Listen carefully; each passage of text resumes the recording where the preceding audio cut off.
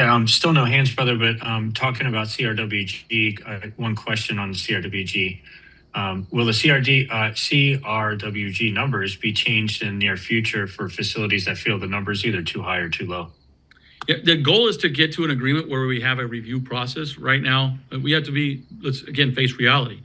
The Transportation Review Board, who overlooked the CRWG numbers, Mick and myself worked on it with Dean Iacopelli and Eugene Friedman when Mick and I were RVPs, is the previous administration and FA Finance lobbied and pushed Congress to say, you need to go and look at this and reconcile between FA Finance's numbers, which say we need approximately 12,000 CPCs to run this system, which today 1,700 controllers would be eligible to move.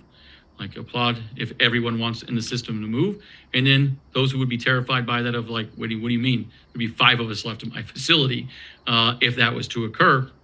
Is the Transportation Review Board did look at it and said, yeah, we don't see why we wouldn't agree with the FAA Finance's models.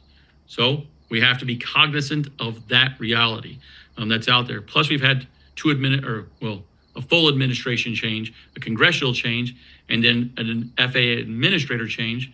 We've had a COO change since all that occurred. So introducing it kind of opens up, I would say, that conversation of, well, why did the TRB say what they did? Now, I don't need to be scared of that, but I do find that there are opportunities, and we are leveraging that through collaboration to wrap that back into it, of a place like Nashville.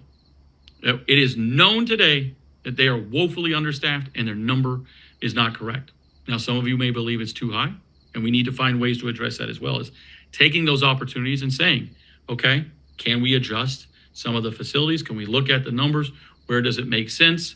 In places like Bismarck, North Dakota, and others, where there is a chance to say, hey, can we, not take it just always a zero-sum game approach, but a collaborative approach of there's a need for the agency.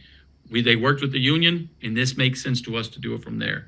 The goal being a long-term review process, but right now it will be strategically and collaboratively working through that. And if you do believe that there are issues with the numbers, I've had conversations with Anthony Politz and others, so many around the country. If one, just the understanding of the number, we can work through that. 2 is if you believe there to be something inaccurate about it, or there have been things that have changed, please talk to your RVPs and ARVPs.